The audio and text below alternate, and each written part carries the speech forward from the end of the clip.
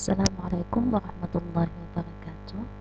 Alhamdulillah rabbil alamin, wassalatu wassalamu ala asyrafil anbiya'i wal mursalin sayyidina maulana Muhammadin wa ala alihi wa sahbihi ajmain. Amma ba'du. Alhamdulillah, ketemu lagi dengan Ibu hari ini. Hari ini kita akan bahas tentang materi taharah. Taharah menurut bahasa artinya bersih atau suci. Sedangkan menurut istilah, yang namanya taharah adalah membersihkan atau mensucikan badan, pakaian, tempat, dan benda-benda di sekitar kita dari hadas dan najis agar ibadahnya menjadi sah dan diterima oleh Allah Subhanahu wa Ta'ala. Dalil tentang perintah taharah pertama terdapat dalam Quran surah Al-Baqarah ayat 222, yang mana sesungguhnya Allah menyukai orang-orang yang bertaubat dan menyukai orang-orang yang mensucikan diri. Innallaha yuhibbut tawwabina wa yuhibbul mutatahhirin. Yang kedua terdapat dalam Quran surah At-Taubah ayat 108, dan Allah menyukai orang-orang yang bersih, wa yuhibbul mutatahhirin. Dan yang ketiga terdapat dalam Quran surah Al-Muddatsir ayat yang keempat, wa thiyabaka fatahhir, dan bersihkanlah pakaianmu. Selain itu juga di dalam hadis Rasulullah juga disebutkan bahwa at-tahuru syatrul iman, bahwa yang namanya kebersihan itu sebagian daripada iman. Di dalam hadis yang diriwayatkan oleh Al-Baihaqi juga mengatakan bahwa la yadkhulul jannah illa nazifun, tidak akan masuk surga kecuali orang yang bersih.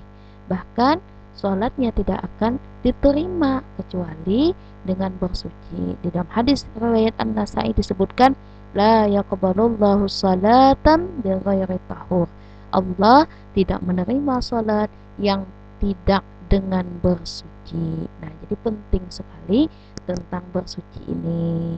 Bersuci itu naklah mandi wajib, mandi naklah mandi sunnah, itu bertayamum, berwudu, itu namanya bersuci naklah. Selanjutnya ibu akan bahas tentang yang namanya alat taharah. Kita mau bersih nih, mau bersuci, apa yang kita gunakan? Yang pertama adalah benda cair, yaitu air, alat utama untuk bersuci. Yang kedua, bisa kalau tidak ditemukan air menggunakan benda padat, bisa pakai batu, bisa pakai tisu ataupun kertas atau benda yang kesat lainnya. Selanjutnya akan kita bahas tentang macam-macam air, karena air ini adalah alat utama untuk bersuci. Air itu ternyata bermacam-macam. Yang pertama ada namanya air mutlak, yaitu air yang suci lagi mensucikan. Airnya bisa diminum dan bisa digunakan untuk bersuci, berwudu, dan mandi, yaitu air sungai, air laut, air hujan, dan air sumur. Yang kedua namanya air musyammas, yaitu adalah air yang makruh. Contohnya air yang terjemur di tengah terik matahari dan berada dalam wadah yang mudah berkarat. Tapi kalau wadahnya kadang mudah berkarat, maka hukumnya tidak makruh walaupun dijemur di tengah terik matahari. Yang ketiga namanya air mutanajis, yaitu air yang telah terkena najis. Misalkan nih, yang namanya najis misalkan terkena kencing atau terkena kotoran atau terkena bangkai misalkan, maka airnya tadi yang asalnya bersih, yang asalnya mutlak, berubah menjadi mutanajis. Dan air mutanajis itu airnya tidak suci dan tidak mensucikan, harus dibuang dan dibersihkan. Yang keempat ada air namanya air tahir ghairu mutahhir, yaitu airnya suci, bisa diminum tapi tidak bisa digunakan untuk bersuci. Contohnya yaitu air kopi, air kelapa, air sirup, air teh, macam-macam, air sabun misalkan. Ini kada boleh digunakan untuk bersuci. Tapi kalau untuk minum misalkan boleh, atau untuk mencuci pakaian boleh digunakan.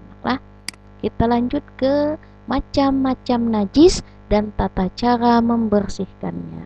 Najis ada 3 macam. Pertama namanya najis mukhaffafah, yaitu najis yang ringan. Contohnya cuma satu, yaitu air kencing anak laki-laki yang hanya minum ASI dan usianya belum 2 tahun. Caranya mudah membersihkannya, cukup dengan memercikkan air ke bekas najis yang mengenai badan atau pakaian. Yang kedua namanya najis mughalazah, yaitu najis yang berat. Nah, ini susah untuk dibersihkan. Contoh najisnya adalah air liur anjing dan babi.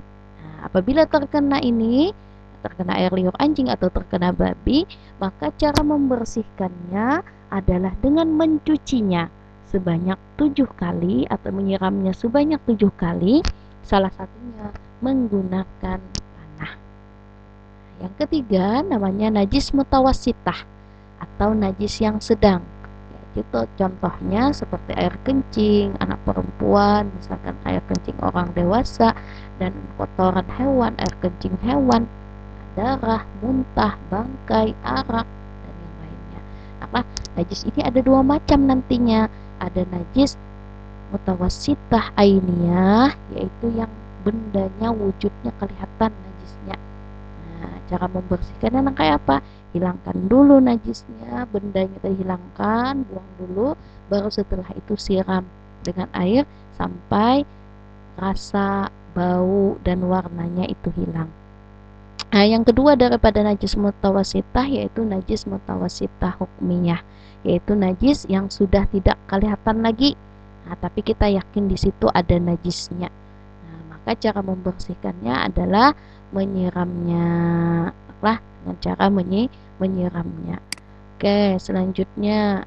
Nah, tinggal soal. Nah, ini kalian kerjakan soalnya ini di buku latihan. Sekira apa yang Ibu jelaskan hari ini bisa kalian tangkap lagi. Nah, kalian uraikan di buku latihan dengan menjawab soal yang telah Ibu buat di video ini. Oke, jangan lupa jaga kesehatan terus dan terus belajar. Mudah-mudahan apa yang kalian pelajari bermanfaat.